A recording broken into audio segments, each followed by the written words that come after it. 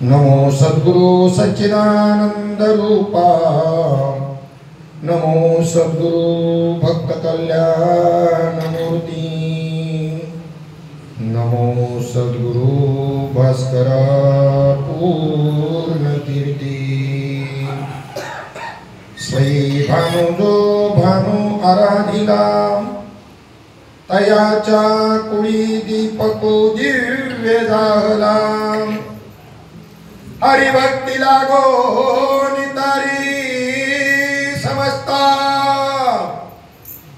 नमस्कार त्या सद्गुरु एकनाथ श्रीपादनाथं गुरुराजवर्यं मुमुक्षूणां ज्ञानदानैक्यदक्षं श्रीकोटिक्षेत्रे निवासनं तन्नमामि वेदांत विद्यां वरिष्ठं। सद्गुरुनाथ भगवान की जय। पाही पा शरीराच्या गावा, जया लागी आले पांडवा। तो कार्यार्थू आघवा विसरोनिया।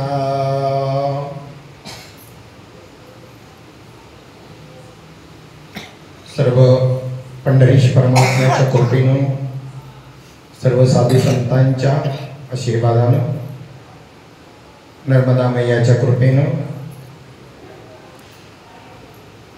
गुरुवर्य हरिभक्तीपरायण साबळे बाबा यांच्या मार्गदर्शनाखाली, नियोजनाखाली आपण सर्व मंडळी बसन नर्मदा पायी परिक्रमा करत आहोत।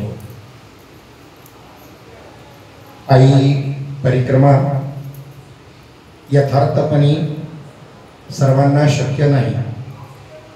शास्त्रसिद्ध पद्धतीनं 3 वर्ष 3 महिने आणि 13 दिवस जर ती पायी परिक्रमा केली, 3 वर्ष 3 महिने आणि 13 दिवस, तर त्या व्यक्तीला 3 किंवा 4 किलोमीटर 5 किलोमीटरच्या आतच रोज चालावं लागतं, जास्त नाही। 4 महिन्याच्या काळामध्ये पावसाळ्यामध्ये कुठे राहणार ते?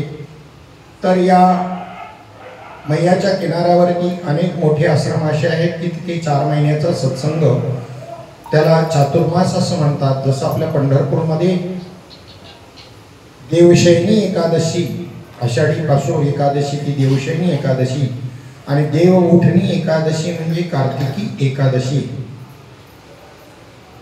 हा जो पूर्ण काळ आहे, काकडा संपतो त्या वेळेपर्यंतचा काळ, एकादशी पर्यंत म्हणण्यापेक्षा पौर्णिमेपर्यंतचा काळ, तर हा जो चातुर्मासाचा काळ आहे त्याच्यामध्ये संतांच्या संगतीमध्ये अनेक ग्रंथांचं चिंतन, त्या ठिकाणी भगवंताचं नामस्मरण, कीर्तन, प्रवचन असा सत्संग त्या ठिकाणी होत असतो।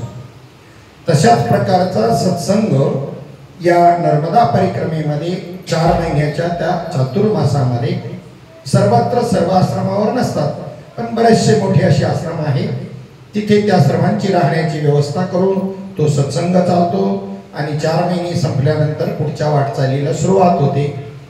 3 वर्ष 3 महिने 13 दिवसाची जी पायी परिक्रमा आहे ती या पद्धतीने चालते।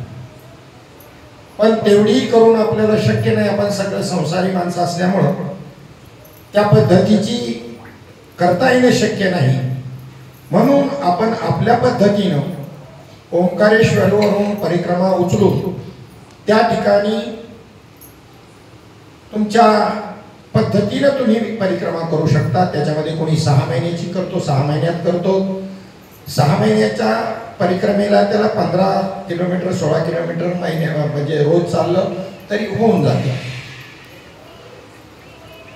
4 महिन्याच्या परिक्रमेकरता रोज तुम्हाला कमीत कमी 25 ते 30 किलोमीटर चालावं लागेल। त्याच्यानंतर आम्ही केली होती 3 महिन्यामध्ये, 3 महिन्यालाही एक हप्ता कमी म्हणजे 84 दिवसामध्ये। पहिल्या महिन्यामध्ये तर आमची 25 सरासरी रोजची बसलेली होती, 12 जण होतो आम्ही। 25 म्हणजे सुरुवातीला कमी चालायचं असतं शरीर तयार होतपर्यंत, 15-16च्या पुढे चालायचं नाही. त्यामुळं आमची ती सरासरी कमी बसली. त्यानंतर आम्ही 40 किलोमीटर, पुन्हा 45 किलोमीटर असं वाढत गेलो. सगळे वयस्कर माणसंच असतात, तरुण खूप कमी असतात. पण शरीर एकदा तयार झालं की चालायला मग तुमची गती किती वाढवली तरी हातपाय दुखत नाही. वातावरण अतिशय सुंदर असतं, थंडीचं वातावरण, कडाक्याची थंडी, पण तरीही ती थंडी जाणवत नाही, कारण आपल्या शरीरातली जी ऊर्जा आहे, उष्णता वाढलेली असते चालून. त्यामुळं स्वेटर घातलेलं काढावं लागतं, कानाची टोपी काढावी लागते, अशी स्थिती होते. खूप सुंदर वातावरण, खूप मोठा उत्साह असतो. वयस्कर माणसं असतात तरी सुद्धा ही परिक्रमा त्या पद्धतीने पूर्ण करतात. काही दसऱ्यापासूनच परिक्रमा उचलतात. तर आवाहन केलेलं होतं की त्या ठिकाणी उचलू नका, कारण यावर्षी पाऊस खूप झाला. इकडे सुद्धा मैयाला येऊन मिळणाऱ्या जवळजवळ 50 नद्या आहेत, आणि त्या नद्यांना जर पाणी असलं तर तिथे होडी जर नसली क्रॉस करायला तर त्याच्या परिक्रमेला तिथे थांबावं लागेल वाट पाहून पाणी कमी होण्याचे. म्हणून आवाहन केलं बऱ्याच महात्म्यांनी यूट्यूबवरून की दसऱ्याला परिक्रमा उचलू नका. आपल्याला काही 2 दिवसामध्ये थोडीशी काही परिक्रमावासी दिसले नगण्य, म्हणजे कुठेतरी 50च्या आतमध्ये, अन्यथा कोणीही निघालेलं नाही. पण कार्तिकी पौर्णिमेला बहुतांशी परिक्रमा उचलतात ओंकारेश्वरवरून त्या दिवसाला, आणि तिथून पुढे वातावरण अतिशय सुंदर असतं. या पद्धतीनं ही परिक्रमा करण्याच्या मागचं कारण काय, आताच बाबांनी सांगितलं की अनेक तपस्वी मुनी ऋषी त्याही काळामध्ये होते, आजही या ठिकाणी आहेत. काही मोठमोठे ऑफिसर त्यांनी रिटायर झाले, काही नोकरी सुद्धा सोडून दिली, काही व्यावसायिक आहेत, उद्योगपती मंडळी आहेत, पाहणारा त्यांचे आहेत, घरी पाहणारे भरपूर. त्यामुळं त्यांनी या ठिकाणी पर्णकुटी स्थापन करून तुमची आपली समाजाची सगळी सेवा करतात. जनता जनार्दनाची स्वतःच्या हाताने भाकरी बनवून, चपाती करून, भाजी करून या पद्धतीने सेवा करतात. एवढा अतिथी भाव जो या ठिकाणी या परिक्रमेमध्ये आहे तो आपल्या देशामध्ये कुठेही पाहायला मिळणार नाही. त्याचं वर्णन न राहून मला करावंसंच वाटतंय. माझ्या विषयाकडं थोडं कमी गेलो आपण घेतलेल्या गोवीकडं तरी हरकत नाही, कारण परिक्रमा करण्याची इच्छा ज्यांची आहे ती ज्या वेळेला माझ्या या बोलण्याचा विचार करून परिक्रमा करतील तर त्याचा मार्गदर्शन केल्याचा फायदा म्हणजे कोणता आर्थिक नाही तर पुण्य या रूपानं मलाही निश्चित मिळेल. सांगायचं तात्पर्य असं आहे की आपण पैशाला जेवढं जपतो, लक्ष द्या माझं प्रत्येक वाक्य, पैसा पाहिजेच, व्यवहार चालण्याकरता पैशाचं नाटक करून जमणार नाही, पैसा लागतोच. परंतु आपण पैशाला जेवढं महत्त्व देतो तेवढं आपण अन्य कारणांना महत्त्व देत नाही, हे आपलं अज्ञान आहे. पैशापेक्षाही पुण्य जपायला पाहिजे.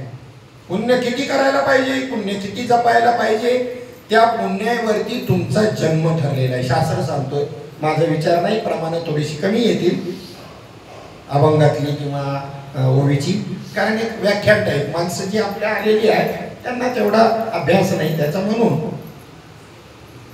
बोलण्याच्या स्वरूपामध्ये थोडंसं प्रवचन होईल, तुमच्यापर्यंत भेटेल असा प्रयत्न करणार आहे. किती जपायला पाहिजे पुण्याईला? जन्माला येण्याचं कारण काय, जन्माला येऊन करायला काय पाहिजे? पाहिपा शरीराच्या गावा जया लागी आले पांडवा, तो कार्यार्थ आघाव विसरून या. अर्जुनाच्या निमित्तानं भगवंतानं खंत व्यक्त केली, या शरीर रूपी गावाला ज्या करता ही आलेत माणसं, त्याचं कार्य कशा करता, काय कार्य करण्याकरता त्यांना मी पाठवलंय, सांगितलं मी होतं पाठवताना, पण काय कार्य करण्याकरता पाठवलंय हे विसरून आणि फक्त आहार, निद्रा, भय आणि मैथून याच गोष्टीमध्ये आपलं आयुष्य व्यर्थ खर्च करतात. त्याची कीव येते देवाला, कीव येते संतांना, नाही अधोगतीला जात आहेत.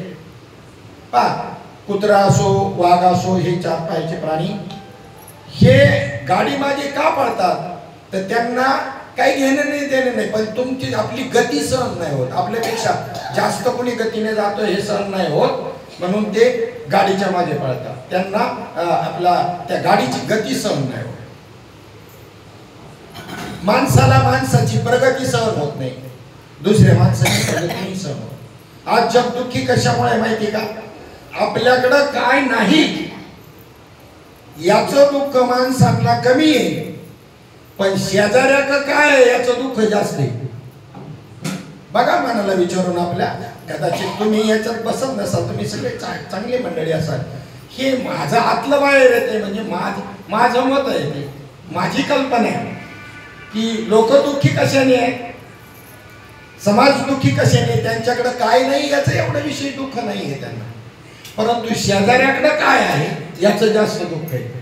आता हे कल्पित दुःख आहे का वास्तविक दुःख आहे? कल्पनेच आहे, काही कारण नाही, कारणच नाही. शंकराचे 2 भक्त होते,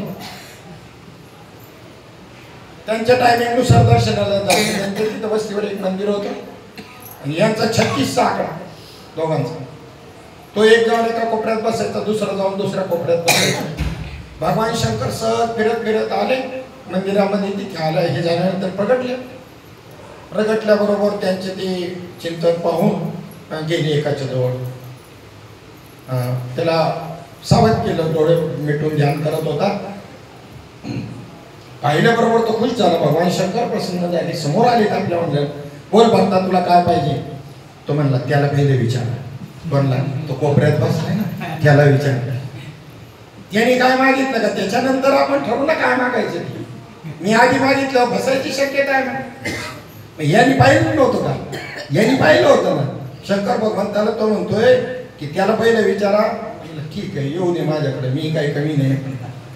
मग यांनी काय मागावं? देव प्रसन्न झालाय, आपलं कल्याण होण्याचं मागायचं, जगताचं कल्याण व्हायचं मागायचं. तो म्हणतो शिवजी एक काम करा माझा. बर, त्यांनी शंकराने अजून एक अट सांगितली होती त्याला, दोघांना, की ते त्या ठिकाणी तुम्ही जे मागाल त्याच्या डबल, आज विशेष दिवस आहे, आजचा दिवस पर्व काळ आहे, आजच्या दिवसाला तुम्हाला मी द्यायला एवढा प्रसन्न आहे, जे मागाल त्याच्या डबल मिळणार आहे. तेव्हा त्यांनी मागा, तुम्हाला काय मागायचं? एकच मागायचं बरं का म्हणे. ठीक आहे, त्यांनी मागितलं माझा एक डोळा जाऊ दे. काय म्हणला? बघा प्रवृत्ती आता कशी येईल, कशा करता जाऊ दे, त्याचा जावा आपला डोळा असं त्याची इच्छा नाही, पण एवढ्या करता जाऊ दे का ते 36 आकडे आहेत त्याचे 2 गेले पाहिजे, दोन्ही. भगवान म्हणला तसा असतो. शिवजी म्हणले याचा एक डोळा गेला, त्याचे 2ही गेले, याच्यातच याला आनंद. त्याच्यानंतर म्हणलं अजून आता काही मागायचं असेल तर आजचा दिवस चांगला पर्व काळ आहे, मी एकच मागणं देत असतो, पण आज 3 मागणी देणार आहे, मागा. त्याला तेवढ्याने नाही पुरं पडलं. तो म्हणला माझा एक पाय मोडू दे. त्याचा एक मोडला, त्याचे 2ही मोडले, त्याला चालता येईल तरी याच्यामध्ये आनंद. अजून एक माग म्हणला, माझे 2ही हात, एक हात कामातून जाऊ दे. आला पॅरालिसिसचा आकार आणि त्याचे 2ही गेले. का आता ह्या मागण्यामध्ये काय आहे? मत्सर आहे, द्वेष आहे. सुखी होण्याचा मार्गच नाही, सुखी होण्याच्या मार्गावरच नाही. आपला विषय चालला होता की प्राण्यांना दुसऱ्याची गती सहन होत नाही, माणसाला माणसाची प्रगती सहन होत नाही, आणि साधूला जीवाची अधोगती सहन होत नाही. इतरी सूत्र आहे, साधूला जीवांची अधोगती नाही सहन होत. बोलतील, कडक मध्ये बोलतील, आणि पण 2-4 वाक्य झाले की तुमची माफी मागतो, आम्ही बी मागतो, मी एवढ्या लवकर नाही मागत, आम्ही शेवटच्या दिवशी मागतो. मी तुम्ही लय पटकन माफी मागतो, मग त्याचा उपयोग काय आधी बोलल्याचा? ठीक आहे, हरकत नाही. तर सांगण्याचं तात्पर्य, आपला विषय चाललेला होता साधूला किती कनवळ आहे जीवाचा उद्धार करण्याकरता तर भगवंतच साधूच्या रूपाने अवतरलेला आहे. संत आणि देव 2 वेगळे नाही. संत आणि देव 2 वेगळे नाही, दोघांचं कार्यही एक आहे, कार्य करण्याची पद्धत फक्त भिन्न आहे. देव कशा करता अवतरतात?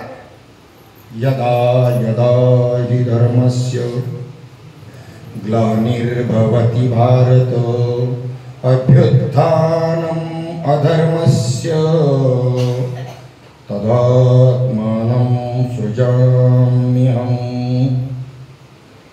भगवंताचा अवतार. परित्राणाय साधूनां विनाशाय च दुष्कृतां धर्म संस्थापनार्थाय संभवामि युगे युगे. धर्म रक्षावया अवतार घेसी आपुल्या पाळीसी भक्तजन. देवाचं कार्य कशा देवाचा अवतार कशा करतात? धर्म करतात. आणि संतांचा धर्माचे पालन करणे पाखंड खंडन हेच यामा करणे काम बीज वाढवावे ना. म्हणजे दोघांचे कार्य एकच आहे. कार्य करायची पद्धत मात्र भिन्न आहे. हा काय करतो? भक्ता राखी पायापासी दुर्जनाशी संवारी. शस्त्र घेऊन त्याच्या हातात शस्त्र आहे तर संतांच्या हातात शास्त्र आहे. संत दुर्जनांचा सुद्धा मत्सर करत नाही. दुरितांचे तिमिर जावो विश्व स्वधर्म सूर्य पाहो. जो जे वांछील तो ते लाहो प्राणी जात मन वांछित फल पावे. संतांची वृत्ती पाहते. फक्त कार्य करण्यामध्ये बदल आहे. कार्य करण्याची पद्धत पहा. त्यांचं म्हणणं असं आहे, एका नावेमधून काही लोक पलीकडे जात होते. नाव पूर्ण भरलेली होती आणि त्या ठिकाणी एक साधू बी त्या नावेमध्ये होता आणि कॉलेजला काही पोरं चाललेली होती. त्याच्यामध्ये थोडीशी उडान टप्पू काही होती आणि ते त्या साधूची टिंगल करत होती. त्याच्या टकलावर मारायचे काहीतरी हे करून पाणी उडवायचे. त्याचा जो शिष्य होता तो साधूकडे त्याच्या गुरुकडे पाहतोय. ही पोरं टिंगल करतायत, तुम्ही त्यामध्ये काय सामर्थ्य आहे त्यांना माहीत नाही. मला माहिती आहे. तुम्ही जर संकल्प केला तर इथलं आहे की ही नाव बुडू शकता, बुडू शकता. का करत नाही? एवढं का सहन करताय? म्हटलंच तो शिष्य त्या गुरुजीला, एवढी ती पोरं टिंगल करतात तुम्ही सहन करता, मग बुडवायला नाव. तो म्हणला मी देवाकडे असं कधीच मागणार नाही ही नाव बुडवायचं. देवाला म्हणेल बुडवायचीच असेल यांची दुष्टबुद्धी बुडव. आणि एकदा त्यांची दुष्टबुद्धी गेल्यावरती मग काय वाईट काय वाईट काय आहे? उरलेला तो देवाचं त्याच्यात फरकच नाही. मग अशा प्रकारे त्या देवाने ज्या वेळेला एकटा होता, एकटा पूर्ण ब्रह्मांड, पण एकाकी न रमते म्हणून त्याने एकोहम बहुश्याम, एक आहे बहु व्हावं अशी संकल्प निर्माण केला. त्यालाच माया हे नाव पडलं त्या संकल्पाला. आणि त्या ठिकाणी भगवंताच्या महाविष्णूपासून, महाविष्णूच्या नाभिस्थानापासून एक कमळ तयार झालं आणि त्या कमळामधून ब्रह्मदेवाची निर्मिती झाली. ज्या ठिकाणी आपण बसलोय ते ब्रह्मदेवांचं तपस्थली आहे. म्हणून थोडक्यामध्ये सांगतो, भागवतामध्ये प्रसंग आलेला आहे की त्याच्यामधून कमळामधून ज्याची या नाभी कमळी जन्म चतुरानन. आणि त्या पद्धतीनं झाल्यानंतर त्यांनी पाहिलं की इकडे तिकडे असं पाहायला लागल्यानंतर एकच मुख होतं तर चारही दिशांना पाहिल्यावर 4 मुख तयार झाली. वरच्या टोकापर्यंत गेला, कुठेही अंत लागला नाही. मला कोणी निर्माण केलं, कशा करता निर्माण केलं, मला काय कार्य करायचे, काय कार्याकरता मला देवाने पाठवले. जसं आपल्याला विसर पडलाय, पाहे पाशेराच्या गावा जाया लागी आले पांडवा, तो कार्यार्थ आगवा विसरून या. ते कार्य विसरून आमचं भलतंच सगळं काही चाललंय. तसं त्याला सुद्धा कशा करता मला निर्माण केलं कोणी हे पाहण्याकरता शोध केला तर त्याला त्याचा अंतच लागला नाही. पुन्हा खाली आला, देठाने खाली आला मुळापर्यंत, तरी अंत लागला नाही. मग आकाशवाणी झाली त्या ठिकाणी, तप म्हणजे तप करावं लागेल. तप करायचं मग साधन तर पाहिजे ना. मग महाविष्णू हंसाचं रूप धारण केलं आणि हंस रूपाने त्याला त्या ठिकाणी उपदेश केला. त्याचं चिंतन त्या ब्रह्मदेवानं केलं. माऊली ज्ञानोबा 17व्या अध्यायात 23व्या श्लोकामध्ये म्हणतात, पै सृष्टीची उपक्रमा पूर्वी गा विरोत्तमा वेडाईसा एकला ब्रह्मा होता. मज ईश्वरा ते ना ओळखे ना सृष्टी करू शके. तो थोरू केला एके नामे जेने. मला ईश्वराला तो ओळखत नव्हता ब्रह्मदेव, सृष्टी करू शकत नव्हता. मग मी त्याला नामाचा उपदेश केला, भगवंताचं नाम. त्या नामाचा उपदेश केल्यानंतर त्याने अनुष्ठान केलं, जप केलं, तप केलं. ते रचिले विश्वजन तया वेद दिदले शासन. तेव्हा हे विश्व निर्माण केलं आणि त्याला शासन म्हणून हे वेद त्याला स्फुरले. ब्रह्मदेवाला महाविष्णूंच्या कृपेनं त्या ठिकाणी स्फुरले ते वेद. आणि मग त्याने सृष्टी निर्माण करायला ज्या वेळेला सुरुवात केली, भगवंत म्हणतात त्याचा उद्देश काय होता. त्याने पहिल्यांदा ही सृष्टी निर्माण करताना एकी केली भूचरे, एकी केली जलचरे, चरे अचरे एकी केली. पाण्यामध्ये राहणारे, जमिनीवर राहणारे, पाणी आणि जमीन दोन्ही ठिकाणी राहणारे असे वेगवेगळ्या प्रकारचे प्राणी निर्माण केले, काही पक्षी निर्माण केले. पण ते कोणीही भगवंताला जाणेनात. पण भगवंताला करुणा आली आणि त्याने आपले हे पार्सल तयार केलं. माझे सगळ्यात हे पार्सल तयार केलं. मज जाणावया निज रूपाती पूर्वी श्री अनंती, निज मायेचे निहाते केली बहुत शरीरे. पण ते कोणीही जाणेना. आणि मग त्यानंतर मनुष्य प्रकृती देवमंता देवाने आदराने निर्माण केली. आहार निद्रा भय मैथून सर्व योनीशी समसमान, परी मनुष्य देहीचे ज्ञान अधिक जाण सर्वता. बाकी प्राणी पक्षी याच्यामध्ये आणि माणसात फरक काय आहे तर मनुष्य देहामध्ये ते विशेषत्वाने जे ज्ञान दिलं आणि त्याला जो अधिकार दिला त्याच्या योगाने तो इथे मुक्त होऊ शकतो. अन्यथा इतर योनीच्या ठाईन हा विचारच नाही. आल्या का म्हशी, आल्या का पण नर्मदा परिक्रमेला म्हशी नाही येणार कधी. बैल त्यांना तिकडच कामाला येते, इकडे काय येते बैल. पूर्वी तिथी सांगायला काका यायचे, प्रत्येकाच्या घरोघर तिथी सांगायला आज कोणती तिथी आहे. मग त्यांनी सांगितलं आज चतुर्थी आहे, मग ज्याला उपवास धरायचा ते उपवास धरायचे. आज एकादशी आहे त्याला उपवास धरायचे. पण कोण धरायचे ते वाक्य त्या घरातल्या म्हशींनी ऐकलं होतं की नव्हतं. मग म्हशींनी कवा एकादशी धरली, म्हशींनी कवा चतुर्थी धरली का नाही. बैलांनी धरली असेल. बैलांनी कधी एकादशी धरत, चतुर्थी धरत. आणि म्हशी बी कशी बी धरत नाही. धरलं तर कोण धरतं, माणूसच धरतो. कारण तेवढ्या करताच त्याला शरीर दिलं. पाही पा शरीराच्या गावा जया लागी आले पांडवा. ही जंक्शन स्टेशन आहे. एक ऊर्ध्वगती प्राप्त करून स्वर्ग लोकाधिक सत्य लोकाधिक तुम्हाला प्राप्त करता येतील ही ऊर्ध्वगती आहे, उत्तम गती. एक अधोगतीला जाल. ज्या कार्याकरता पाठवलं ईश्वराने ती कार्य जर केलं नाही तर अधोगतीला जावं लागल. हे सगळे जन्म 84 लक्ष जीव आणि भोगतीपर्यंत आलोय, सामान्य नाही. या नरदेहाला येण्याची एवढी सोपी समजला का सहज मिळालंय का काय तुम्हाला. जरा शास्त्र आणि संतांच्या वचनावर विश्वास जर ठेवला आणि जर वर तिथे जर डोकं दिलं तर नेमकं या शरीराच्या गावाला कशा करता आले ते पहिलं करून घेतल्याशिवाय तो राहणारच नाही. ते पहिलं करून घेईल तो. किती दुर्मिळ आहे. दुर्लभम त्रयमेव देवानुग्रह हेतुकम. भगवंताची कृपा म्हणून अतिशय दुर्मिळ आहे. आणि त्याच्याकरता ज्या 3 गोष्टी लागतात त्या अतिशय दुर्मिळ. मनुष्यत्वम, मुमुक्षुत्वम, साधू पुरुष महापुरुष संशय.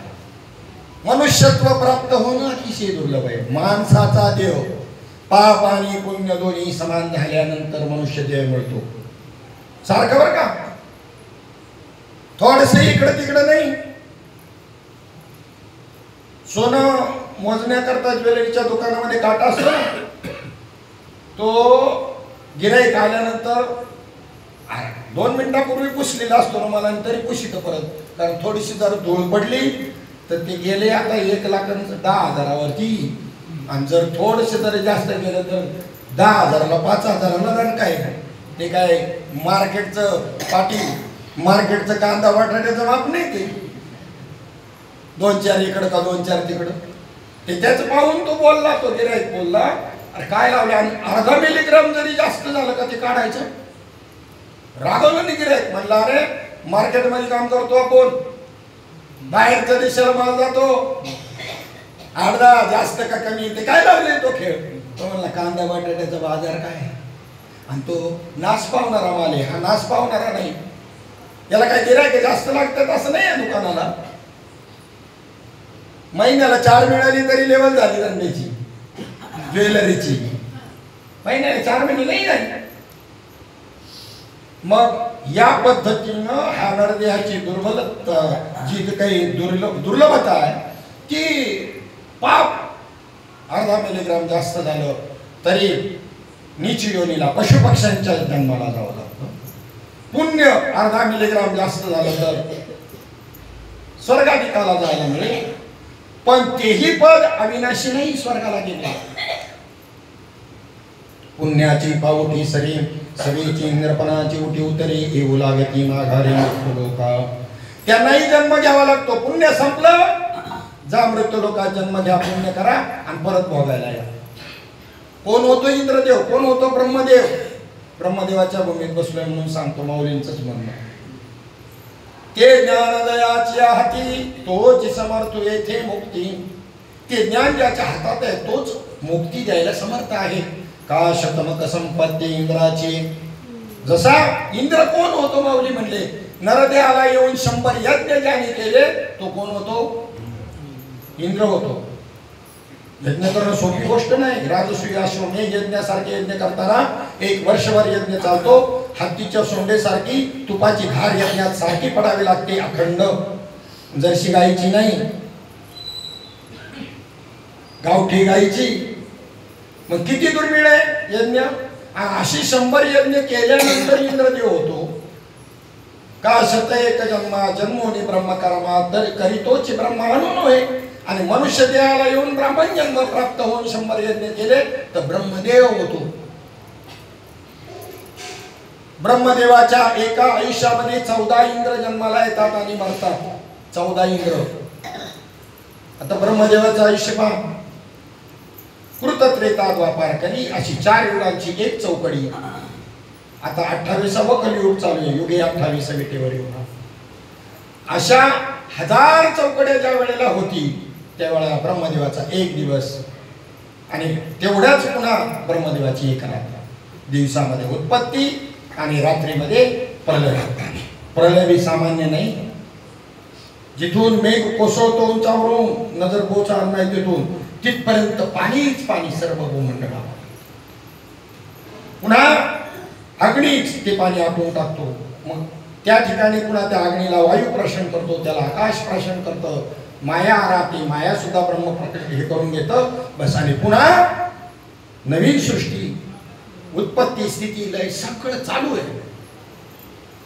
सगळे जीव या वातावरणामध्ये, याला अव्यक्त असं म्हणतात. ही जी आहे ना मोकळी, त्याला अंत नाही. त्याच्यामध्ये सगळे जीव अव्यक्त स्थितीत आहे, जन्म घेण्याकरता धडपडत आहे. मग या ठिकाणी कोणाला कुठे कसा जन्म प्राप्त होतो ही शास्त्राद्वारे जर आपण पाहिलं, संतांच्या माध्यमामधून जर पाहिलं तर पहिल्यांदा मृत्यू कसा प्राप्त होतो. या देहामधून प्राण जाताना जी वासना आणि इच्छा, काही खायची असेल, काही पाहायची असेल, काय काय असेल, काही बांधायची असेल, काय काय करायचे करतो तो, ती जी इच्छा राहिली त्याच वेळेत प्राण जर गेला तर जन्म घेणे लागे वासनेच्या संगी. त्या वासनेनुसार त्याला तो जन्म प्राप्त होतो. आता इथे आपला विषय चालला होता की ब्रह्मदेवाचं जे हे आयुष्य, आता ह्या अव्यक्त स्थितीमध्ये अनेक जीव असे अव्यक्त दशेत. कधी कधी डॉक्टर म्हणतो तुम्हाला व्हायरल इन्फेक्शन झालं. व्हायरल इन्फेक्शन म्हणजे वायुरूप देत असे, त्यांना आकार नाही असा, आणि त्याचा परिणाम आपल्याला होतो प्रकृतीवर, त्याला व्हायरल इन्फेक्शन म्हणतात. विज्ञानाने शोधून काढलं, सुईच्या एका टोकावर 1 कोटी जंतू येते. डोकं हलायला पाहिजे आपलं, दिसत नाही तर ते आपली नजर कमी पडते, पण 1 कोटी जंतू, सुईचं टोक तर तेवढंच आणि त्याच्यावर 1 कोटी जंतू. डोकं हल्लं पाहिजे. आणि एवढे जीव जन्म घ्यायला धडपडताय. ज्याचं कर्म समोरच्या गोष्टीशी अनुकूल होईल त्याला जीवन फक्त मिळतो आणि बाकीच्यांना बाजूला व्हावं लागतं. काही मरतात, काही असतात पुन्हा अव्यक्त स्थितीत जातात.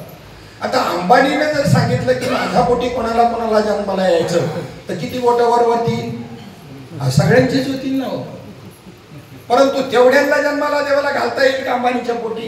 एकाला घालायचंय त्यावेळेला, त्या क्षणाला. मग कोणाला घातलं जाईल तर त्या ठिकाणी जसं प्रवेश घेताना 10वी नंतर सरकारने योजना केली महाराष्ट्रभर की 98% कोणाला पडले त्याला कोणतं कॉलेज मिळणार. मुंबईमधलं सांगायचं तर माटुंग्याचं उत्कृष्ट 2 कॉलेज आहेत, ती पहिली त्याला मिळतील. कोणाला? 65% वाल्याला नाही, त्याला बी मिळणार. त्याला डॉक्टरकी करायची मिळेल ना, त्याला बी मिळेल. जे काही त्याला ज्या शिक्षण घ्यायचं तो अधिकार सगळ्यांना आहे, पास झालेल्या सगळ्यांना. त्यांना प्रवेश तिथे मिळेल. याला कुठं मिळेल? याला महाराष्ट्रातल्या अशा गावामध्ये प्रवेश मिळेल तिथे शिक्षक 15-15 दिवस येत नसं, लॅबोरेटरी नाही, वाचनालय नाही. लाव काय दिवे लावायचे तुला. माऊली म्हणतात स्वतः की जो या देहाला येऊन जे कार्य करायचं ते जर केलं नाही, भगवंत म्हणतात अर्जुना मी त्याला अशा ठिकाणी जन्माला घालतो की त्या ठिकाणी तृणवी उगवत नाही, गवत उगवत नाही, गवत बघा. आणि मग त्यांना मी विंचू आणि साप करतो, त्या भागात जन्माला घालतो. आणि भूक लागल्यानंतर त्यांनी त्यांच्याच अंगाचे लोचकी तोडायचे आणि खायचे. बघा आता सुख किती वेळ होणार आहे? 1 सेकंद तरी होईल काय? पोटात लागलेली भूक शमवण्याकरता त्याच्याच अंगाचा आपल्याच अंगाचा असा लोचका तोडायचा खायचा. अरे ते खाऊन भूक भागेपर्यंत तर इकडे आग पेटली नाही या दुःखाची. 1 सेकंद तरी विसावा काय? हे आपलं हे जीवनाचं वर्णन आहे सगळं. गोष्टी गप्पा नाही चालल्या बाजारातल्या मार्केट मधल्या. जरा चिंतन करा, सावध व्हा. संधी अजून गेलो नाही, अजून आहे काय असं उरलेलं आयुष्य. आपण म्हणून लई एक खटवांग नावाचा राजा प्रभू रामचंद्रांच्या कुळामध्ये होऊन गेला. फक्त 1 तास उरला देह ठेवायला, तेवढ्या वेळात त्याने आपला उद्धार करून घेतला. 1 तास उरला खटवांग रायासी, भाग्यदशा कशी प्राप्त झाली. सापडला हरी तयाला साधनी, एका जनार्दनी हरी बोल. शमीक ऋषींच्या गळ्यामध्ये राजा परीक्षितीने वेलेला सर्प टाकला. कारण काय? विचार करा. कारण का? राजर्षी आहे तो, ऋषी आहे, राजा आहे, पण ऋषी सारखा ऋषी तुल्य वागणूक आहे. हे कसे सुचलं त्याला? त्याचं कारण असं झालं, आपल्या वाडवडिलांनी आपल्याकरता काय कमवून ठेवलंय म्हणून कोशागारामध्ये पाहायला गेला. आणि त्याच्यामध्ये अनेक मुकुट होते मांडलिक राजांचे, जिंकलेल्या राजांचे. 1 मुकुट घेऊन फक्त डोक्यावर घातलाय आणि तो राजा जरासंधाचा मुकुट होता. त्यामुळे ज्याने घातला होता त्याचे सगळे संस्कार त्याच्यामध्ये उतरले होते आणि ते त्याच्या डोक्यात उतरले. राजा परीक्षितीच्या कारण सांगतो काय झालं एवढे घडलं. म्हणून दुसऱ्याची वस्तू कधीच वापरू नये माणसं. कधी एखाद्या वेळेला काहींना सवय असते, बाबांनी जसे 8 सांगितले एवढ्यात आपल्यामध्ये, तसं हजारातून एखादा असा असतो. जोडीदाराला सांगतो काय चप्पल उठवली एकाची, म्हणला ही 1000ची तर नक्कीच असं, म्हणला 1000ची तर नक्कीच असं. कारण याने 100च्या वर याचे बाप जायला पाहिजे नाही, याला कुठून मिळायला आणले तर चोरूनच 1000-1100चे. पण परिणाम काय होतो त्याचं हे मी सांगतो. मी शाळेत असताना जुन्नरला, तिथे माझ्या शेजारी एक मुलगा जो बसत होता, चंडालिया म्हणून गुजराती होता. त्या मुलाच्या पायाला इसब होता आणि त्याच्या शेजारी बसून मला इसब झाला. नुसतं शेजारी बसून. आता जी 1000ची उडावली त्याला जरी इसब असाल तर 5000 घालवावे लागतील. ध्यानात असू द्या. किती घालवावे लागतील तरी बी बरा होईल का नाही सांगता येत नाही. ध्यानात द्या, विचार करा काय काय नुकसान आहे. आज आता ताबडतोब उधारीचं, मग नंतर बघू. उधारीचं नाही सांगत, आत्ताची नुकसान. आपण सुखी कशामुळे आहे, आपण दुःखी कशामुळे आहे. आणि साधू संत कायम सुखदुःखाच्या पलीकडे कायम आनंदात कशा करताय. आणि तुम्हाला तो आनंद देण्याकरता आले ते नको. आम्हाला दुःख जावं असं वाटतंय, सुखी यावं असं वाटतंय, पण उपाय साधू संत जो सांगतात तो नको, तो नाही करायला आम्ही मागत. आम्हाला दुःख जावं, फक्त तात्पुरतं दुःख जावं का कायमस्वरूपी जावं. आत्यंतिक दुःखाची निवृत्ती, परमसुखाची प्राप्ती ही मोक्षाची व्याख्या. मोक्ष कोणालाच नको, पण दुःख कायमचं जावं असं वाटलं ना, याचंच नाव त्याला मोक्षाची इच्छा आहे. आलिया मनुष्य देहासी मुक्तीचा आधारवंता मुक्त त्याशी. मनुष्य देहाला आला ना रे, तेव्हाच तो अधिकारी ठरला मुक्त होण्याचा. लवनिमेषे ते दिवशी यावत जन्मेशी मोकळा, एवढे त्रुटी वाजेपर्यंत तुला मोक्ष प्राप्त करून देण्याचं सामर्थ्य संतांकडे. आजही संत बीज पलटे नाही जुग गये अनंत, पहिले होऊन गेले ना आता नाही राहिले. तुझं मत असेल ते तर कबीर महाराज म्हणतात संत बीज पलटे नाही जुग गये अनंत, हर एक युग में अवतार धरे फिर संत के संत. स्वतःच्या कुळाचा नाश करणारा कृष्ण भगवंत संतांच्या कुळाचा त्या अध्यात्मविद्येचा ब्रह्मविद्येचा नाश होऊ नये म्हणून उद्धवाला बद्रिकाश्रमाला पाठवतोय. आपल्या कुळाचा नाश झाला तर चालेल, पण एक तरी साधू राहिला तर जगताचा उद्धार होईल आणि ती परंपरा चालेल. जी परंपरेची अभंग आपण हरिपाठानंतर म्हणतो त्या परंपरा आज अस्तित्वात आहेत. आजही त्या पद्धतीने माऊलींच्या पुढे, तुकोबारायांच्या पुढे, सर्व त्या संतांच्या पुढे त्यांच्या परंपरा आज अस्तित्वात आहेत. शोध घ्यावा लागला. बाहुले मनुष्य देही निज ज्ञान घातले पाही, जेने देहे पाही विधय मज पावती. या मनुष्य देहाचं रूपी बाहुल देवाने बनवलं आणि त्याला जाणण्याचं ज्ञान त्याच्यात घातलं. देवाला जाणण्याचं ज्ञान त्यात घातलं. मग कोण ज्ञानी आणि कोण अज्ञानी? बोलणारा ज्ञानी आणि ऐकणारा अज्ञानी असा भाव कधीच करू नका. सगळं ब्रह्म त्यानेच निर्माण केलेलं आहे. बोलण्यावर ज्ञान नाही, ज्ञान स्वतंत्र विषय, बोलण्याच्या पलीकडचा विषय, अनुभवाचा विषय आहे. साधं उदाहरण देतो. एखाद्या माझ्यासारख्या बडबड्याने गुळाचा खडा खाल्ला आणि एखाद्या मुक्याने खाल्ला तर दोघांनाही चव, गुळाची चव सारखीच का वेगवेगळी? नाही, बडबड करणाऱ्याला जरा जास्त लागत असं आणि मुक्याला कमी लागत असं.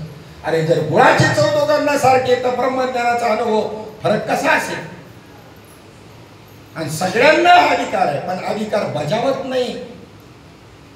मतदानाचा अधिकार आपल्या देशामध्ये असणाऱ्या 18 वर्ष वय झालेल्याला प्रत्येकाला आहे की नाही? तो बजावत नाहीत का अधिकार नाही? देवप्राप्तीचा अधिकार तुम्हाला नाही का तुम्ही तो बजावत नाही? बजावत नाही, बजावला पाहिजे. आणि एकदा का तो बजावला तर म्हणले मानल्या मनुष्य देहाशी मुक्तीचा आधार म्हणता मुक्त त्याशी लवनिमेषे ते दिवशी तिथून पण यावत जन्मेशी मोकळा. एकदा तो मोक्ष मुक्ती प्राप्त करून घ्या संतांकडून, मग तुमचं प्रारब्ध जसं असेल त्या पद्धतीनं ते संपेपर्यंत तुमचा देह राहील. तिथून पुढं अलीकडेच मुक्त होता तुम्ही, अलीकडेच. मेल्यानंतर मोक्ष संतांना मान्य नाही.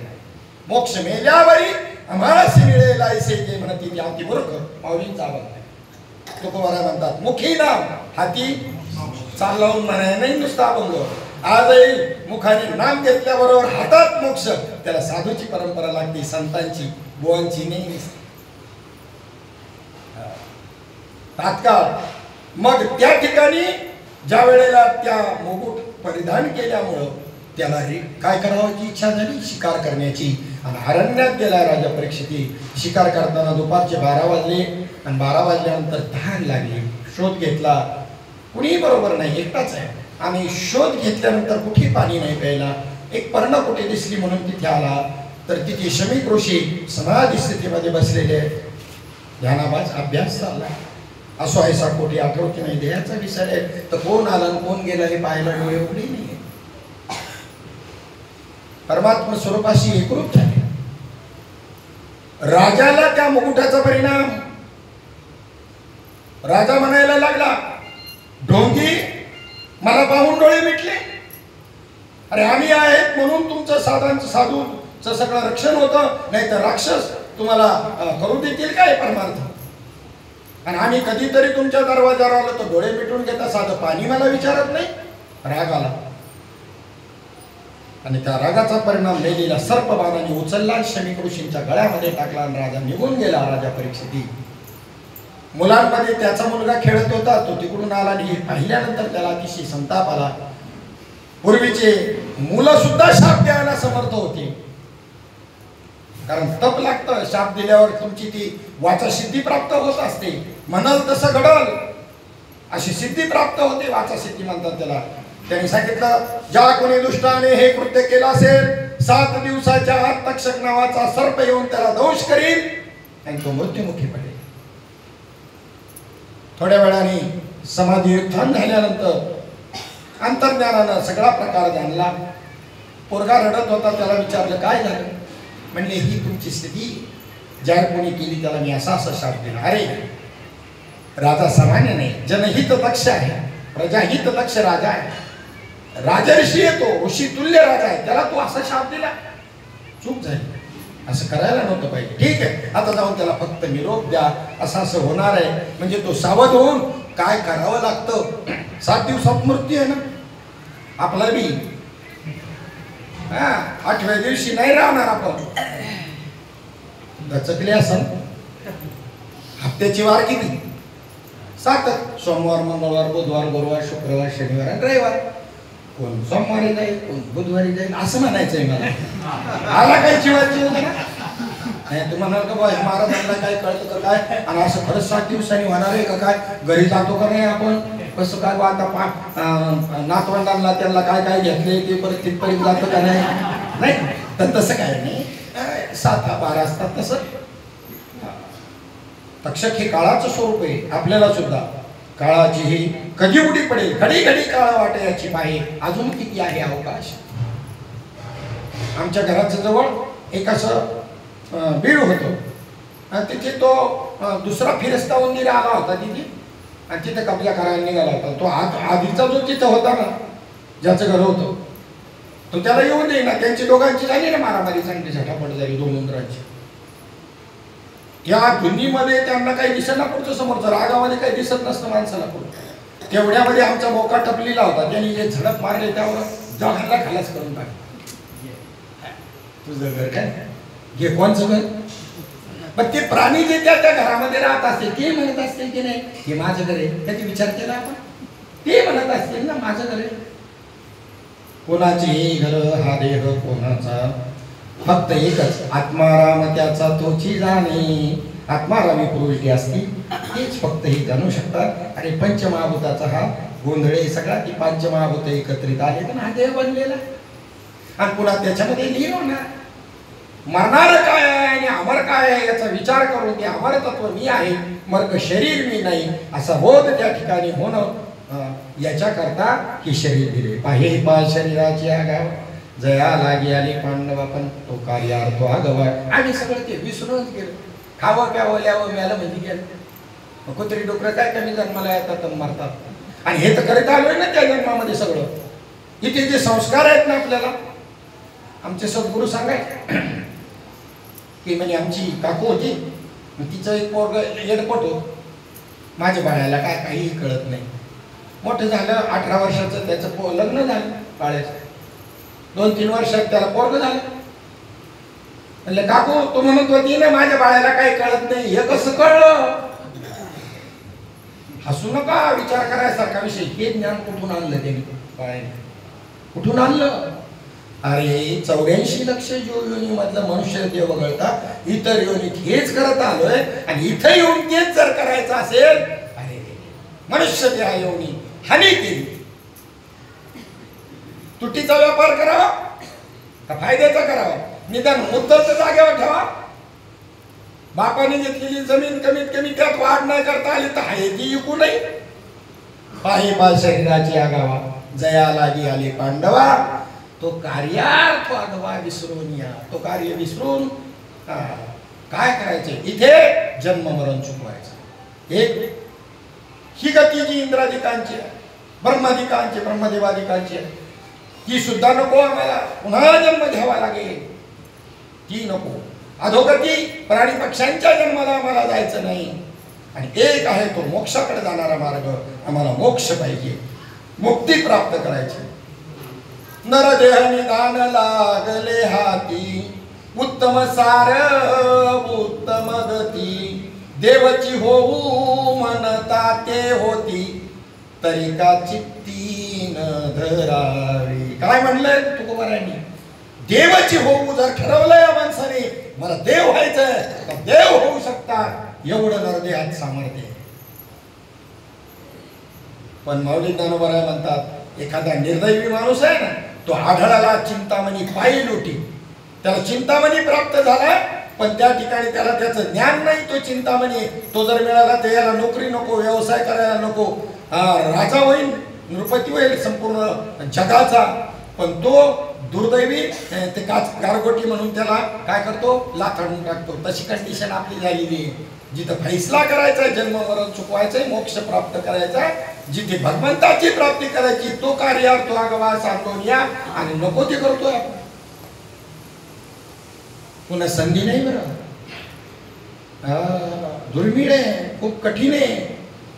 नामदेवराय सांगतात, भक्तिमीन जिने जुळवला जिरवानी यातना भोगनी यमपुरी एक एक योनी कोटी कोटी फेरा मग लागे वारा मनुष्य देहा. आता हिसाब करा पटकन. 20 लक्ष योनी वृक्षामध्ये घ्याव्या.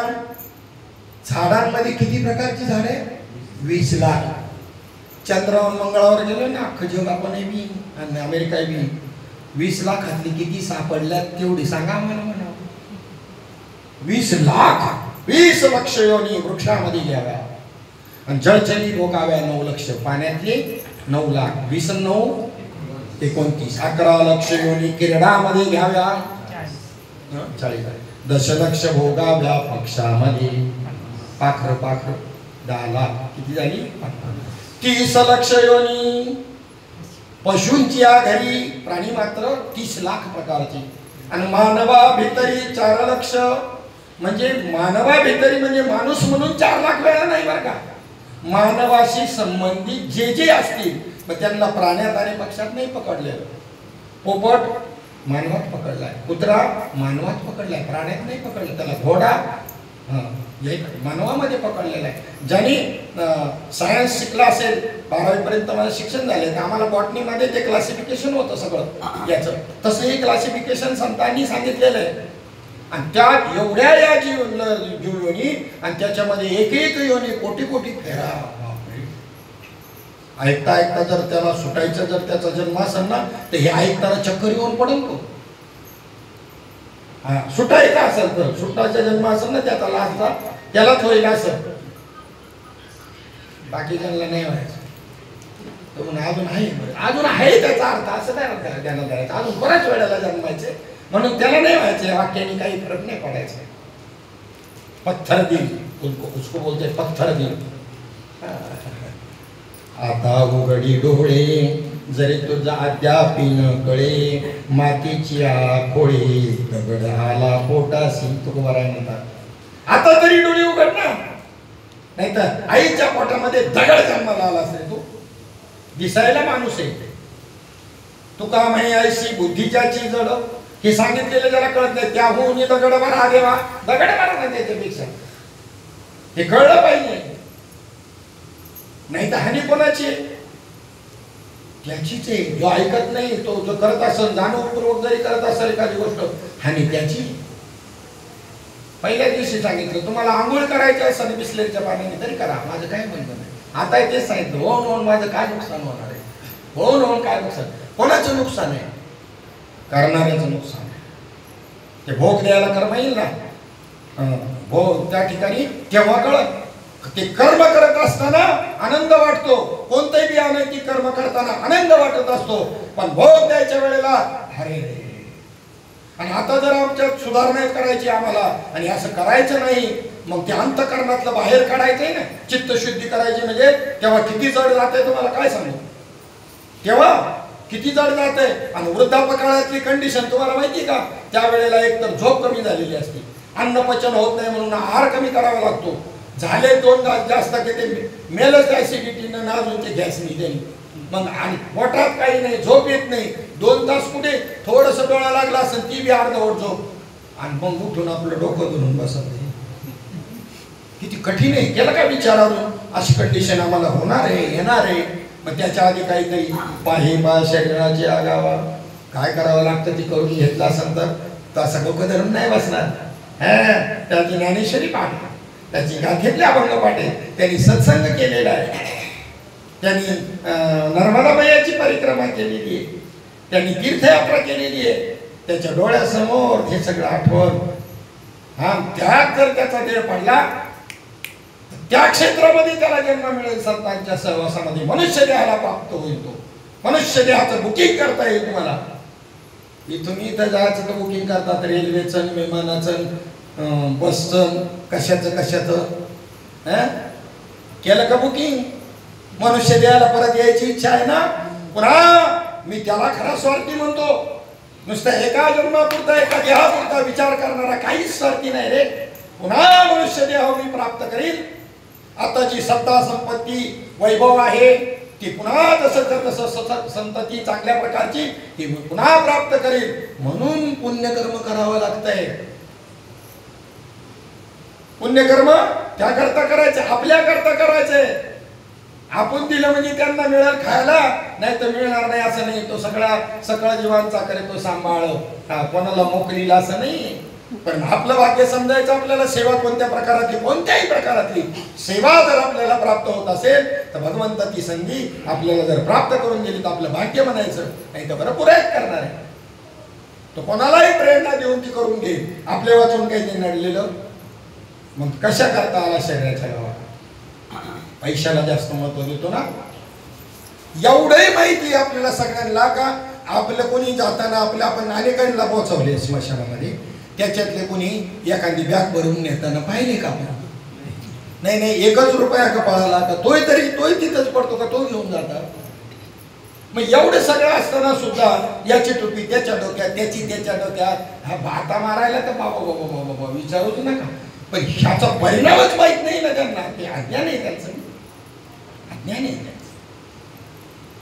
पुण्याला किती जपायला पाहिजे. एक तर आम्ही पुण्यकर्म करतच नाही. तीर्थाला जाऊन करत नाही तर घरी केव्हा करणार आहे. तीर्थाला याच्याकरताच जायचं. हे पुण्य तुमची बँकेतली बॅलन्स आहे. जे पुण्यकर्म करताय ते तुमचं बँकेमध्ये बॅलन्स आहे. ती मग बँक बॅलन्स मग तुमची जर काहीच नसत आणि विड्रॉवल स्लिप जर भरली तर ते म्हणतील तुमची बँकेत काही शिल्लक नाही, चला निघा. मग तुम्हाला तयार करायची ती बँक बॅलन्स इथे. ते जर सकामपणे जर केलं, काही इच्छा धरून केलं ना तर काय होईल, त्याचं फल देईल तुम्हाला मैया. पण मैया नाही भेटणार, देव नाही भेटणार, संत नाही भेटणार. शास्त्र आदेश सांगतो त्याचं फल मिळेल. तुम्ही जी इच्छा कराल, देवाचं मागाव का देव मागाव, आणि देव आल्यावर देवाचं सगळं वैभव येईल कराईल. आम्ही देवाचं मागतो, देव नाही मागत. देव कोणाला पाहिजे. तुकोबाराय म्हणलं देव घ्या कोणी, देव घ्या कोणी, आईता आला घरापुसोनी. तर ते म्हणले देव न लगे साठवणी चिरून झाले जागे. आमच्या घरामध्ये देव साठवायला जागाच नाही. कुठं काय भरले नऊ खानाच्या घरामध्ये कुठं काय भरले, कुठं काय. इस बंगले को 10 दरवाजे, बीच में पवन खंबा, आवत जावत कोई नहीं देखे, यही बड़ा है चंबा. बंगला खूब बनाया बे, अंदर नारायण सोया. बंगला खूब बनाया बे अंदर. त्याचा शोध नको घ्यायला, त्याची भेट नको घ्यायला. किती काळजी घेतो तो आपली. एका ठिकाणी अन्नदान चालू होतं. ज्या शेठजीनं ते अन्नदान केलं होतं त्यांनी म्हणलं माझ्या मागं भजन म्हणा. वाढायला सुरुवात केली होती आणि एक माणूस त्या ठिकाणी वाढून झालंय तरी त्याचं लक्ष होतं. एक माणूस भजनच करत नव्हतं. यासारख्या भिकाऱ्या करता हे अन्नदान नाही. साधं भजन तुला करता येत नाही, तुझ्याकडे काही हे जेवण नामस्मरण करता येत नाही, तुझ्याकरता नाही. उठल्याबरोबर देव तिथंच प्रगटला. अरे म्हणला एक थोडा वेळ भजन नाही केलं तर तू त्याला जेवत्या ताटावरून उठवतो तसं करू नको, बसू दे त्याला. त्याने भजन नाही केलं तरी मी रोज त्याला पोचतोय. तुला एका वेळाने जड झालं काय. किती दयाळू आहे भगवंत. पा भजन न करणाऱ्यांना कोण पुशितो. भजन करणाऱ्याला कोण पुशितो आणि न करणाऱ्याला तोच पुशितोय. ते मानो अगर न मानो पण पोषितोय तोच. आईच्या गर्भात असताना कुणी रक्षण केलं आपलं, त्यांनीच केलेलं आहे. साधारण कंडिशन नाही, ते काटा आला पाहिजे अंगाला. ते आता तसं आता आपल्याला तिकडे जाता येणार नाही, आठवणही नाही आपल्याला त्याची. पण बाहेर कल्पना करा, मी बसलोय तर माझ्या चारी बाजूनी असे पत्रे, खाली पण वरती बी सर्व बाजूनी त्याच्यामध्ये घाण भरलेली नरकमूत आणि मला उलट केलेलं आहे. मीच मला करून कल्पना करायची. आणि वरून सूर्य तापतोय, खालून बी अग्नी आहे सर्व बाजूनी. काय कंडिशन. तिथे मात्र प्रार्थना करत असतो. एक वेळ करी या दुःखा वेगळी दुरितांची जाळे उगवणी.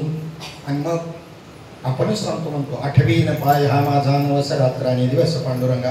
हे देवा मला या संकटातून बाहेर काढतो. काय मुख्यमंत्र्याचा एसी वाटला नाही, मी तुला कधीच विसरणार नाही. पण ते तुमचे घसरला पसरला तर कायमचाच विसरला. नाळं खांडलं ना, नाळं खांडलं नव्हतं तोपर्यंत अखंड भजन चालू होतं. 7 महिन्यापर्यंत नुसता गोळा असतो, सगळ्या शरीराचे अवयव तयार झालेले असतात, पण हालचाल नसते.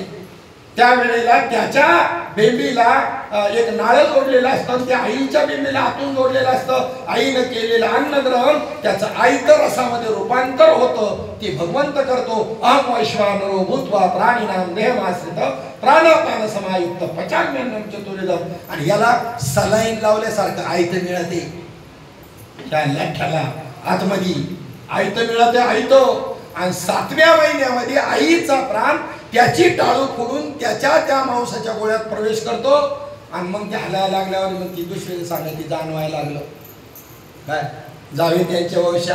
आपल्याला मिशावाल्याला नाही कळायचं, तेव्हा कळे. काही बहादर आडवे येतात, पण डॉक्टर विचारतात बाय पाहिजे का मुलगा पाहिजे. ते म्हणतो कुंभार चांगली असेल तर असे किती मडकी घडी हिला वाचवा म्हणतो. बाहेर आल्यावर व्यवस्था, देवाने केलेली व्यवस्था. आईच्या स्तनामध्ये दुधाची निर्मिती केली, कुणी केली? कुणी केली? देवानी निर्माण केली. त्याच्या बापानी नाही आणि कुळातल्या कोणी नाही, देवानी केली. त्याला देव म्हणतात. कारे नाठवीसी कृपाळू देवासी पोषितो जगासी एकला तो. कोणी केली बाळा दुधाची उत्पत्ती सवेची श्रीपती वाढवी दोन्ही. कोणी केली बाळा दुधाची उत्पत्ती. कोणी दूध निर्माण केलं मातेच्या स्तनामध्ये? त्याचं नाव भगवंत आहे. गर्भपनो में वचन दिया था भजूंगा सीताराम. बाहर आकर खुद ही भूल गया खुद का आत्माराम. आणि क्या म्हणजे मी असं तुला कवा म्हणलो होतो, असा बेईमान होतो. धरणी वायू लागता स्मरण विसरे तत्वता. ओळखू लागे माता पिता कोहम कोहम रडे. ज्या बहादरानं ते नाळ जोडून घेतलं असेल त्याचं अखंड भजन चालू होतं. त्याला तसा सद्गुरू मिळाला लागतो सामर्थ्यशील, तो ते नाळ जोडून देतो. त्यावेळेला भजन कोणतं चालू होतं गर्भामध्ये? वाचा होती का याला? वाचा नव्हती तर कोणतं भजन करत होता? होय ए भजने बुवा, तुला विचारतो. नाही तू मग अशी भारी भारी म्हणत होता, तुला विचारतो. वाचा नव्हती तर यांनी कसं भजन केलं? कुठं आता बोलतोय बुवा, मग अशी लय भारी भजन म्हणत होता. कसं भजन केलं ते भजन मिळायला पाहिजे, वाचेची गरज नाही. ते सद्गुरूकडे संतांकडे मिळतं, त्याच्याकरता दीक्षा घ्यावी लागते, अनुग्रह द्यावा लागतो साधूचा. आणि मग ते नाळ जोडून देतो आणि अखंड भजन चालू होतं. आता काही चिंता नाही शेवटच्या क्षणाला वासना दुसरी निर्माण होण्याची, कारण त्याची वासनाच हरिरूप केली संतांनी सद्गुरूने. निश्चित त्या ठिकाणी त्याचा जन्म त्याच्या इच्छेवर. असा पाही पा शरीराची आगावा जया लागी आले पांडवा. तो कार्यार्थ आगवा विसरोनिया. ज्या कारणाकरता आले तो कार्यार्थ विसरून. जे 83,99,999 योनीमध्ये जे केलं होतं विषय भोग तेच या नरदेहाला येऊन करत असेल. गोल्डन चान्स गमावला. गोल्डन चान्स आहे बघा, नरदेव म्हणजे गोल्डन चान्स आहे. मनुष्यत्व किती दुर्लभ. नामा म्हणे तेव्हा नरदेया नर तयाचा मातेरा केला मुळे. 20 लक्ष योनीपासून हिसाब सांगितला. त्यानंतर माणूस देव. भावाला म्हणायला पाहिजे आता आम्हाला घरीच नाही जायचं, म्हणजे ज्यांना वाटत असेल त्यांना, त्यांचं तो कोणचं हो काय जबरदस्ती नाही आणि आमचीही नाही. आमचं सांगायचं काम आहे. बरेच वेळेला कीर्तन प्रवचन झाल्यानंतर त्यांचा कानुसा घेत आम्ही मागून चाललेला असतो, तेव्हा त्यांच्यात चर्चा चाललेली असते. बाबांनी सांगितलेलं आलं खरे त्यांना. दुसरं त्याला म्हणतो अरे त्यांचं सांगायचं काम आहे, त्याला काम काय आहे दुसरं? समाजाचं काम नाही त्यांना काय. तुमच्याकडं जे आहे ना ते सगळं आहे त्यांच्याकडं. हा आणि ते असूनही ते त्याच्यात नाही, ही साधी गोष्ट नाही. ते सगळं वैभव आपल्यापेक्षा नाही भारी आहे. आणि तेवढं असूनही ते त्याच्यात नाही. याला म्हणावं चला येतं का कीर्तनाला, म्हणतो घरी नाही कोणी, घरी नाही कोणी. आणि त्याला नुसतं कळायला खोटी परिक्रमाला गाडी चालली का म्हणतो माझं नाव पहिलं घे. पुण्य कमवायचंय त्याला, पुण्य कमवा, पुण्य कमवा. पैशापेक्षा पुण्याला महत्व आहे. पुन्हा पुढचा जन्म सुधरवायचा त्याच्यावर राहील, ते बँक बॅलन्स राहील. राजा हरिश्चंद्राची गोष्ट सगळ्यांना माहिती आहे. फुकट काही कुठं मिळत नाही हा समज आहे आपला. फुकट जेवण, फुकट नाश्ता, फुकटच्या फुकट नाही मिळत. तुमच्या बँक तुमच्या खात्यावरून वजा झाले, तुम्हाला काय माहिती फुकट कुणाला काय मिळते? काही फुकट मिळत नाही. जर वाटत असेल फुकट मिळतंय तुमचा भ्रम येतो. राजा हरिश्चंद्रानं तहान लागलेली असताना पानपोईचं पाणी प्यायला नाही आणि अन्न ग्रहण केलं नाही का? ऑटोमॅटिक कट होता, ऑटोमॅटिक. फॉरेन मध्ये पोलीस नाही, ट्रॅफिक वाला सिग्नल जर त्या ठिकाणी तोडला लगेच कॅमेरे आहेत ते त्यांनी कॅप्चर केला आणि प्रत्येकाचं बँकेत खाते त्याच्यातून परस्पर कट. नंतर अपील करा, चौकशी होईल, चूक नसेल तर तुमचे पैसे तुम्हाला परत मिळतील. परंतु त्यांची व्यवस्थाच अशी आहे अमेरिकेतली. आणि यमपुरी तर त्यांच्यापेक्षा भारी. ते यमपुरीतली व्यवस्था म्हणजे तिथं दिवसभरातलं सगळं गणित पार कंप्लीट. आज काय पाठ केलं, आज काय पुण्य केलं, सगळं चित्रगुप्ताकडे. चित्रगुप्त ज्याचं गुप्त असं चित्र आहे, झोपल्यानंतर प्रत्येक जीवाला जाऊन ती हजेरी द्यावी लागते. आणि खातं बंद व्हायचा टाइम आला का मग ते त्यांना पाठवतात, जा जा याचं संपत आलेले त्याला घेऊन. कधी कधी त्यांची चूक होती, काही घटना घडतात अशा आपण वाचतो बोलतो म्हणजे पण दुर्मिळ आहेत अशा. असं काही समजू नका का असं चुकून होईल आणि मग बरं होईल, काही नाही, दुर्मिळ आहे ते आपण नका डोक्यात. मनुष्यत्व दुर्लभ आहे. त्यात मुमुक्षुत्व म्हणजे कायमी उद्धार पावेल अशी तळमळ आणि परमार्थाची पुण्य जोडण्याची हा मुमुक्षु आहे. आणि हे दोन्ही जरी असलं तरी साधू पुरुष भेटला असं नाही. साधू पुरुषाची भेट किती दुर्मिळ आहे. चंद्रामृत सुखे सेववेल, चंद्राचं अमृत केवळ प्राप्त करता येईल. असता जाता रवी धरवेल, सूर्य मावळायला जाताना आपल्याला धरता येईल. बाह्या हेळा सागर तरवेल, इंग्लिशची खाडी 16-16 वर्षाची पोरं होऊन जातात तेही घडेल. पण त्या साधूची भेटी न होईल का? पण जो तुमचा जन्ममरण चुकवणारा साधू आहे, जीव आणि ब्रह्माचं ऐक्य करून देणारा आहे, देवाची भेट घडवून देणारा जो साधू आहे ना, त्याची भेट नाही होणार. लय मिळेल. पहा पाहे पा शरीराची आगावा, जया लागी आली पांडवा तो कार्य. आम्हाला देव पाहिजे आणि देव ज्यांच्या ताब्यात आहे त्याची सेवा कोण करायची? कसं मिळेल देव? आपल्या मनाने मिळत. त्यांच्या ताब्यात आहे देव. संताविन प्राप्ती नाही. संत म्हणजे असे आमच्या माझ्यासारखे गणगोळे वगैरे नाही नसते. संत म्हणजे साक्षात्कार झाला असं त्याला संत ही पदवी आहे. गप्पा नाही, देव भेटलेलाच त्यालाच संत ही पदवी आहे. आणि चॅलेंजवर तोच बोलू शकतो, बाकीचे गप्पा मारू शकते, जावयाच्या गोष्टी सांगतात.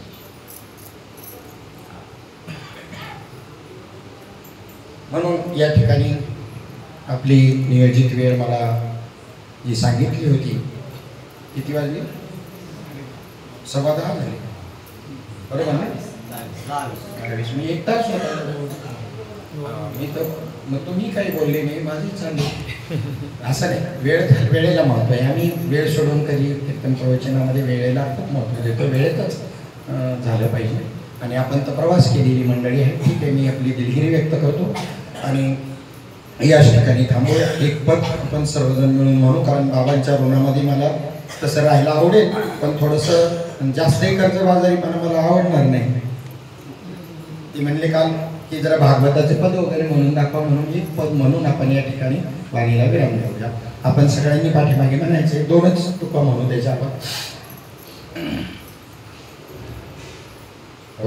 हरी राम आएंगे आएंगे राम आएंगे, राम आएंगे आएंगे राम आएंगे, राम आएंगे आएंगे राम आएंगे, राम आएंगे आएंगे राम आएंगे। मेरे झोपड़ी के भाग आज खुल जाएंगे राम आएंगे, मेरे झोपड़ी के भाग आज खुल जाएंगे राम आएंगे, मेरे झोपड़ी के भाग आज खुल